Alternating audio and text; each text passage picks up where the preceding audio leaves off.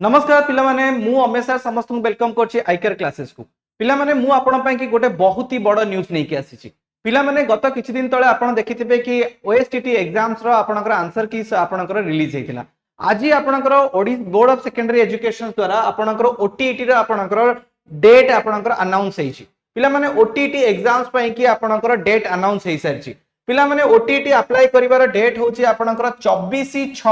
24/6 रु आपणकर अप्लाई होछि डेट 24/6 रु आपण अप्लाई करि परिबे टिल आपणकर केबे पर्यंत ना 5/7/2024 पर्यंत अप्लाई करि परिबे। सेकंड कथा होछि कि पिला माने आपणकर एग्जाम डेट भी आपणकर अनाउंस कर देछि पिला माने एग्जाम डेट आपणकर होछि केबे ना आपणकर एग्जाम डेट होछि 9 अगस्त 2024 एवं पेपर 1 पई कि रहिछि 9 टा रु 11:30 बेले 2टा पीएम रु 4:30 होछि पेपर 2 सबुठ इंपोर्टेंट कथा होछि कि जो माने अप्लाई करिवे से माने निजर एडमिट कार्ड 2 अगस्त 2024 पर्यंत पाई परिवे पिला माने एई बडी इंफॉर्मेटिव वीडियो जदी आपण जानिया को चाहउछंती ताले हम आईकेयर चैनल को सब्सक्राइब करंतु। Thank you so much. जय जगन्नाथ।